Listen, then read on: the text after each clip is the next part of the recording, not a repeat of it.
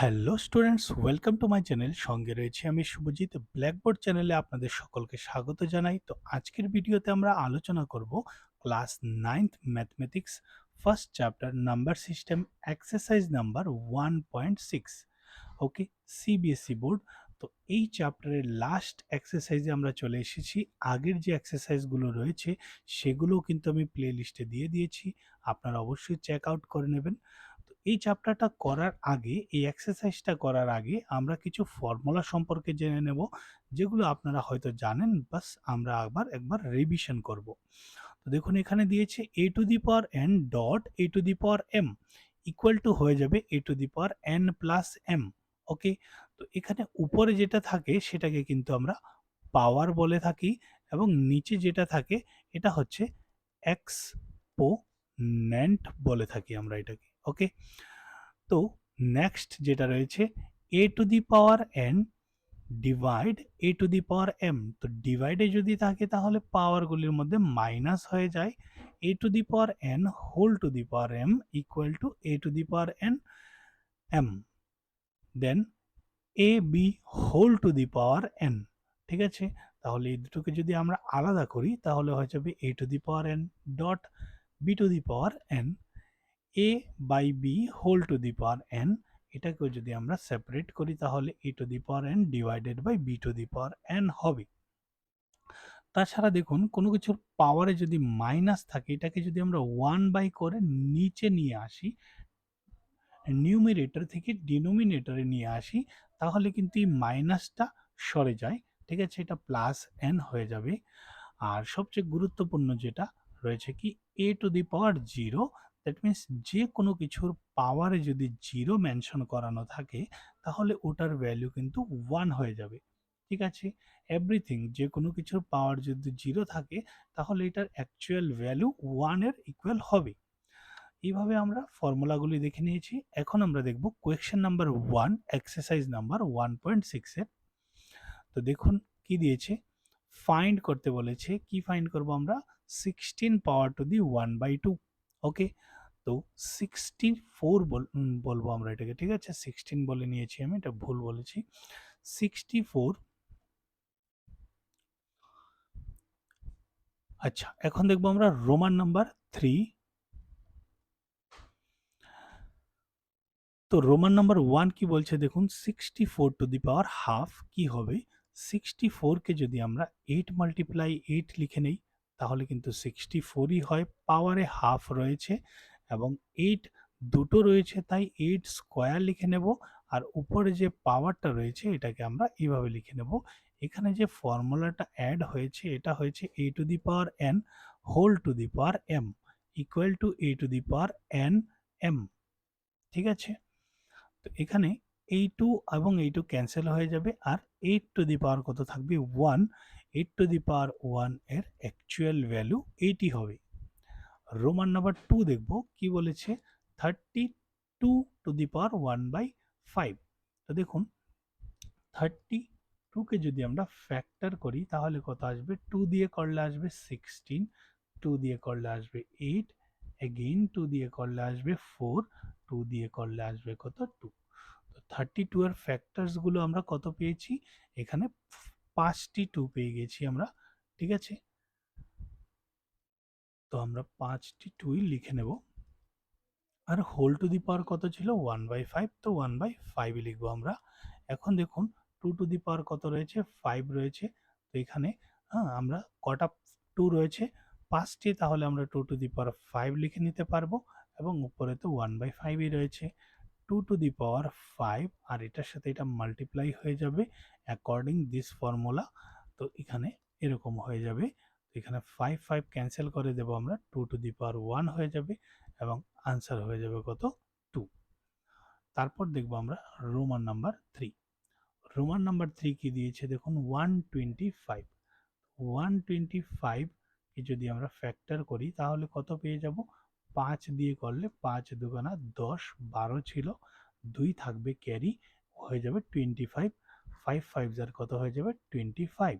Again 5 দিয়ে যদি করি আমরা তাহলে 5 5 যার 25 হয়ে যাবে। তো 125 এর ফ্যাক্টরস গুলো হয়ে যাবে 25। ওকে, এখানে আমরা হোল টু দি পাওয়ার তো 1/3 লিখবই।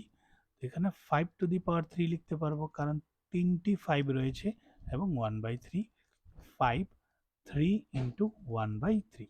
এখন 3 3 যদি ক্যান্সেল করে দিই তাহলে 5 টু দি পাওয়ার 1 থাকবে এবং 5 টু দি পাওয়ার 1 মানে হয়ে যাবে কত? 5। তো আশা করি সবগুলো কোয়েকশনই আপনারা বুঝতে পারছেন। তারপর দেখব আমরা নেক্সট কোয়েকশন নাম্বার 2। এখানেও বলেছে ফাইন্ড করতে হবে এগুলোর ভ্যালু। তো এইখান থেকে আমরা শুরু করব।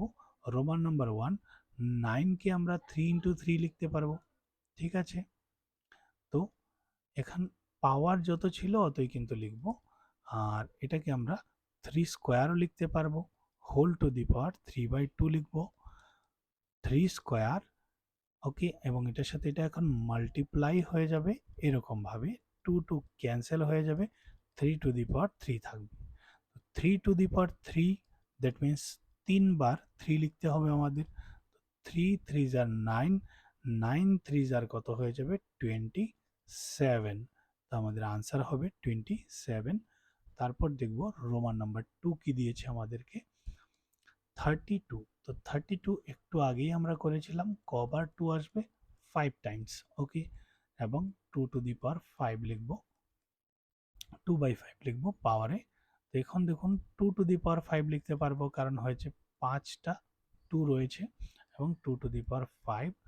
তো এখানে যদি আমরা 5 5 ক্যান্সেল করে দিই তাহলে 2 টু দি পাওয়ার 2 থাকবে। 2 two the power 2 means 2 into 2, 2 into 2 কত হয়ে যাবে? 4। এখন দেখবো আমরা রোমান নাম্বার 3। রোমান নাম্বার 3 বলেছে কি 16 টু দি পাওয়ার 3/4, ওকে। তো 16 কে আমরা 2 মাল্টিপ্লাই 2 মাল্টিপ্লাই 2 লিখতে পারবো, ওকে। 2 2 জার 4, 4 2 জার 8, 8 2 জার 16 হয়ে যায় এবং 3/4 তো পাওয়ারে থাকবেই। তো এখানে 2 টু দি পাওয়ার আমরা 4 লিখে দেব এবং 3/4 থাকবে পাওয়ারে। দেন এখানে 4 4 ক্যান্সেল করে দেব, 2 টু দি পাওয়ার 3 থাকবে। তো 2 two the power 3, that means 2 কে আমরা 3 টাইমস লিখব, আর 3 টাইমস লিখলে কত হয়ে যাবে? 8। তারপর লাস্ট রোমান যেটা হচ্ছে 125 টু দি পাওয়ার -1/3। তো 125 কে আমরা আগেও ফ্যাক্টর করে নিয়েছিলাম, তখন কয়টি 5 বেরিয়েছিল? 3টি 5। তো পাওয়ারে যত থাকবে অতই লিখবো আমরা এবং 3 টু দি পাওয়ার 5 লিখতে পারবো মাইনাস পাওয়ারে এত। 3 3 যদি আমরা ক্যান্সেল করে দিই তাহলে 3 টু 5 টু দি পাওয়ার -1 থাকবে।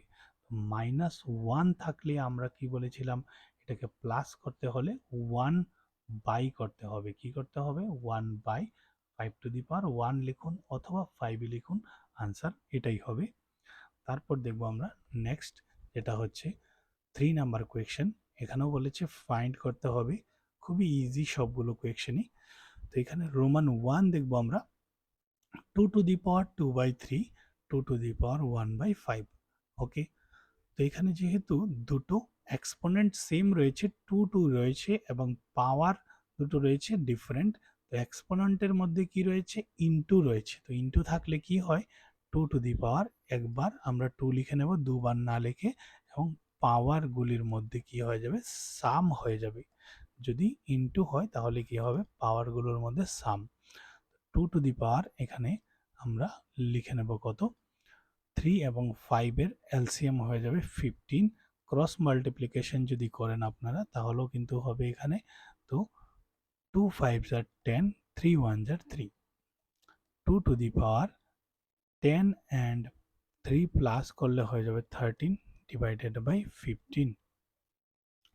এখন দেখব রোমান নাম্বার 2 কি বলেছে, 1/3 to the power 3 whole to the power 7। তো এখানে আমরা কি করব?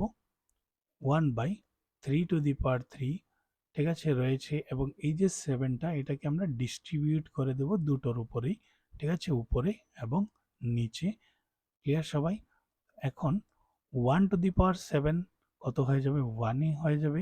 3 টু দি পাওয়ার এটার সাথে এটা মাল্টিপ্লাই হয়ে যাবে, 3 7 যার 21, ওকে।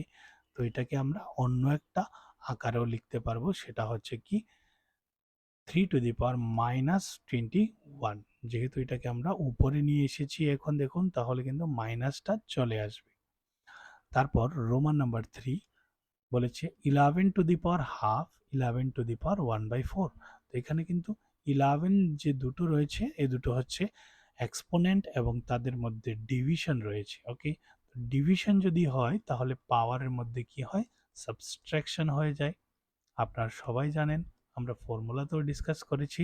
তো এখানে 4 অ্যান্ড 2 এর এলসিএম কত হয়ে যাবে, 4, 2 দিয়ে যখন আমরা 4 কে ডিভাইড করব তাহলে 2 আসবে এবং 2 ইন্টু 1 কত হয়ে যাবে, 2। 4 দিয়ে 4 কে ডিভাইড করলে 1 আসবে, 1 ইন্টু 1 কত হয়ে যাবে, 1। 11 টু দি পাওয়ার হয়ে যাবে কত এখানে আপনাদের, 2 থেকে 1 মাইনাস করলে 1 ডিভাইডেড বাই 4, আনসার এত। তারপর 7 two the power half and হচ্ছে কত, 8 টু দি পাওয়ার হাফ। তো এই দুটো এক্সপোনেন্ট কিন্তু আলাদা আলাদা, পাওয়ার কিন্তু দুটোর সেম। তো এখানে আমরা কি করব, এই দুটোকে একসাথে নিয়ে আসব এবং whole to the power half লিখে দেব। ওকে, 8 7 যার কত হয়ে যাবে, 56 টু দি পাওয়ার হাফ হয়ে যাবে আপনাদের আনসার। তো আশা করি সবগুলো কোয়েশ্চেনই আপনারা বুঝতে পেরেছেন। যদি ভিডিওটা ভালো লেগে থাকে অবশ্যই চ্যানেলটাকে সাবস্ক্রাইব করে বেল আইকনটাকে প্রেস করে রাখবেন, যাতে করে নতুন কোনো আপডেট আসলেই আপনি সবার প্রথমে ইনফরমেশন পেতে পারেন। তাছাড়া আমরা এখন নেক্সট এক্সারসাইজের দিকে মুভ করব, এক্সারসাইজ নাম্বার, ঠিক আছে, 2.1 এর দিকে। তো এই ভিডিওটাও দেখবেন অবশ্যই, ঠিক আছে। আর এই ভিডিওটা আপনারা শেয়ার করতে পারেন আপনাদের কমিউনিটির সাথে, আপনাদের ফ্রেন্ড সার্কেলের মধ্যে, যাতে করে অন্যরাও উপকৃত হতে পারে। তো দেখা হবে নেক্সট চ্যাপ্টারে নেক্সট এক্সারসাইজ।